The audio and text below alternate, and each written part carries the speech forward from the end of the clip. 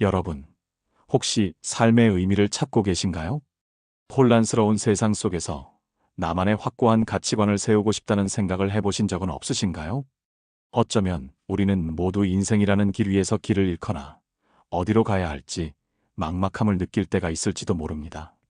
이러한 고민과 질문은 비단 오늘날 우리만의 것은 아닙니다.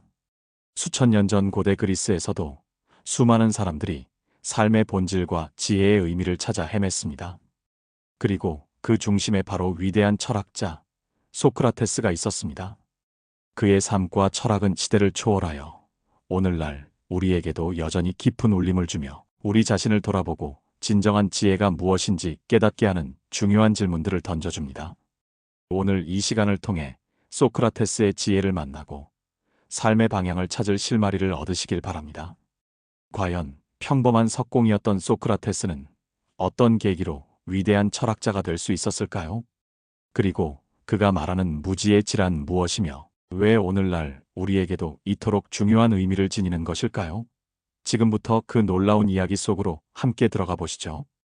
이 이야기는 단순한 고대사의 한 페이지를 넘기는 것이 아니라 우리 각자의 내면을 깊이 들여다보고 삶의 중요한 본질에 대해 성찰할 수 있는 귀중한 기회가 될 것입니다. 고대 아테네의 번화한 거리에서 한 평범한 석공으로 살아가던 소크라테스에게 인생의 거대한 전환점이 찾아온 것은 바로 그의 절친한 친구였던 카이에폰 덕분이었습니다. 카이에폰은 어느 날 델포이 신전으로 향했습니다. 델포이 신전은 고대 그리스인들에게 단순한 신전이 아니라 신의 목소리를 들을 수 있는 성스러운 장소로 여겨졌습니다.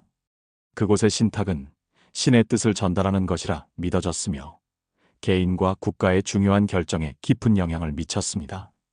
카이에폰은 신탁을 통해 소크라테스보다 지혜로운 사람은 없다는 충격적인 선언을 듣게 됩니다. 이 예언은 당시 모든 이들에게 커다란 경외감과 더불어 놀라움을 안겨주었을 것입니다. 이 믿기 어려운 소식을 들은 소크라테스는 큰 혼란과 당혹감에 빠졌습니다. 왜냐하면 그는 자신이 아무것도 모른다고 생각했기 때문입니다. 스스로 지혜롭다고 여긴 적이 단 한 번도 없었던 그에게 그리스에서 가장 지혜로운 사람이라는 신탁의 내용은 도무지 이해할 수 없는 것이었습니다. 소크라테스는 자신이야말로 어리석고 무지한 사람이라고 확신하고 있었기에 이 신탁의 내용이 과연 진실일까 의문을 품을 수밖에 없었습니다. 그는 이 신탁의 진정한 의미를 파악하고 과연 신이 자신에게 무엇을 말하려 하는 것인지 이해하기 위해 아테네 거리로 나섰습니다. 그는 델포이 신탁의 참된 의미를 탐구하는 것을 자신의 소명으로 받아들였습니다. 그의 탐구는 곧 아테네 사회의 지혜를 시험하는 여정으로 이어졌습니다. 그는 스스로 지혜롭다고 자부하는 사람들을 찾아다니며 끊임없이 대화를 나누기 시작했습니다. 당시 아테네 사회에서 명망 있고 똑똑하다고 인정받던 많은 이들을 만났습니다. 시인들을 만나 그들의 아름다운 시 속에 담긴 지혜에 대해 물었고 정치가들을 만나 그들의 통치 철학과 국가 운영에 대한 견해를 들었으며 장인들을 찾아가 그들의 기술적 지식과 삶의 지혜에 대해 깊이 있는 질문을 던졌습니다. 소크라테스는 그들에게 중요한 질문들을 던지고 그들의 답변을 논리적으로 분석하며 깊은 대화를 이어갔습니다. 그는 상대방이 자신의 주장을 펼치면 그 주장의 핵심을 파고드는 질문을 던져 그들이 자신의 지식이라고 믿었던 것들의 근거와 타당성을 시험했습니다. 그런데 놀랍게도 그 과정에서 소크라테스는 한 가지 매우 중요한 사실을 발견하게 됩니다. 즉, 스스로 지혜롭다고 생각하는 많은 사람들이 사실은 자신이 알지 못하는 것에 대해서도 알고 있다고 착각하고 있다는 것을 말입니다. 그들은 특정 분야에서는 분명 전문적인 지식과 기술을 가지고 있었지만 보편적인 진리나 도덕적 가치, 삶의 본질과 같은 더 깊이 있는 문제에 대한 깊이 있는 이해는 부족했습니다. 그럼에도 불구하고 그들은 자신들이 모든 것을 알고 있다고 믿었고 그들의 지혜는 종종 피상적이거나 잘못된 전제 위에 서 있었다는 사실이 드러났습니다. 그들은 자신의 한계를 인정하기보다는 모르는 것을 아는 척하며 스스로를 속이고 대중을 기만하는 경우가 많았습니다. 소크라테스는 이러한 사람들의 지식이 사실은 깊이가 없거나 심지어는 무지에서 비롯된 것임을 대화를 통해 밝혀냈습니다. 반면 소크라테스는 자신이 아무것도 모른다는 사실을 명확하게 인식하고 있었습니다. 그는 자신이 지혜롭지 않다는 것을 알고 있었고, 이러한 겸손한 인식이 바로 그를 다른 사람들과 차별화하는 지점이었습니다. 그는 자신이 진정한 지식을 가지고 있지 않음을 솔직하게 인정할 수 있는 용기를 가지고 있었습니다.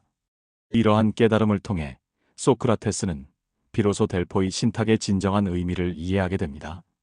신탁이 그를 가장 지혜로운 사람이라고 지칭한 이유는 그가 많은 것을 알아서가 아니라 자신이 아는 것과 모르는 것을 명확히 구분하고 특히 자신의 무지를 인정하는 데에 있었다는 것을 말입니다. 즉, 그는 자신이 무지하다는 것을 아는 지혜를 가지고 있었던 것입니다. 이것이 바로 소크라테스가 인류에게 남긴 위대한 유산, 무지의 지입니다. 무지의 지는 단순히 자신이 무지하다는 것을 인정하는 데서 그치지 않습니다. 이는 진정한 지혜의 출발점이며 끝없는 탐구의 시작을 의미합니다. 자신에게 지혜가 없다는 사실을 아는 것, 즉 인간의 한계와 유한함을 인식하고 겸손하게 무지를 인정하는 것이야말로 참된 지혜를 탐구하기 위한 가장 중요한 전제 조건이 되는 것입니다. 이러한 겸손한 자세가 없으면 우리는 결코 더 높은 수준의 지식과 이해에 도달할 수 없습니다. 자신이 모든 것을 알고 있다고 착각하는 순간 배움의 문은 닫히고 성장은 멈추게 됩니다. 소크라테스는 이 점을 명확히 보았던 것입니다. 자신의 무지를 인정하는 것은 지적인 오만함을 버리고 진정으로 배우고 성장할 수 있는 열린 마음을 갖는 것을 의미합니다. 이러한 깨달음은 소크라테스로 하여금 평범한 석공의 삶을 버리고 철학자의 길을 걷게 하는 결정적인 계기가 되었습니다. 그는 자신의 무지를 확인하고 더 나아가 인류 전체의 무지를 깨우치며 참된 지혜를 탐구하기 위해 평생을 바치기로 결심했던 것입니다. 소크라테스는 이러한 무지의 질을 바탕으로 사람들과 끊임없이 대화하고 질문하며 그들 스스로 진리를 탐구하도록 이끌었습니다. 그는 자신이 정답을 제시하는 것이 아니라 질문을 통해 상대방 스스로 답을 찾아가도록 돕는 역할을 했습니다. 이것이 바로 소크라테스 철학의 핵심이자 그의 위대함이 시작되는 지점이라고 할 수 있을 것입니다. 그의 삶 자체가 지혜를 향한 끊임없는 여정이었으며 그 여정 속에서 그는 아테네 시민들에게 깊은 영향을 미쳤습니다. 소크라테스의 철학적 탐구는 주로 산파술과 논박술이라는 두 가지 독특하고 혁신적인 방법을 통해 이루어졌습니다. 이 두 가지 방법은 단순히 지식을 전달하는 것을 넘어 사고하는 법 자체를 가르치는 위대한 교육 방식이었습니다. 먼저 산파술에 대해 자세히 알아보겠습니다. 산파술은 마치 산파가 아기를 낳는 것을 돕듯이 소크라테스가 질문을 통해 상대방의 마음속에 이미 존재하고 있는 지식을 스스로 깨닫게 하는 방법입니다. 소크라테스는 자신이 직접 어떤 지식을 주입하는 것이 아니라 상대방이 내면에 품고 있는 진리를 스스로 밖으로 끄집어낼 수 있도록 돕는 역할을 자처했습니다. 그는 마치 대화를 이끌어가는 능숙한 산파처럼 끊임없는 질문을 던져 상대방 스스로 진리를 발견하도록 유도했습니다. 예를 들어, 정의란 무엇인가? 와 같은 추상적이고 본질적인 질문을 던지고 상대방의 답변에 대해 다시 질문을 던져 그 답변의 모순이나 불완전함 혹은 근본적인 가정의 오류를 드러내는 식입니다. 상대방이 정의는 강자의 이익이다라고 주장하면 소크라테스는 강자의 이익이 항상 정의로운가? 만약 강자가 실수로 자신에게 해로운 결정을 내리면 그것도 정의로운가? 와 같은 질문을 통해 그 주장의 논리적 허점을 파고들었습니다. 이러한 과정을 통해 상대방은 자신이 알고 있다고 생각했던 것이 사실은 얼마나 불완전하거나 일방적인 지식이었는지 깨닫게 되고 더 깊은 성찰과 반성으로 나아가게 됩니다. 즉, 스스로의 생각에 대한 깊은 의문을 품고 보다 견고하고 보편적인 진리를 찾아 나설 동기를 부여받는 것입니다. 다음으로 논박술에 대해 살펴보겠습니다. 논박술은 상대방의 주장에 대한 모순을 지적하고 그 주장이 잘못되었음을 논리적으로 증명하는 방법입니다. 소크라테스는 교묘하고 치밀한 논리적인 질문을 통해 상대방의 논리적 오류나 편견, 그리고 그들이 무의식적으로 가지고 있던 잘못된 전제를 명확하게 드러냈습니다.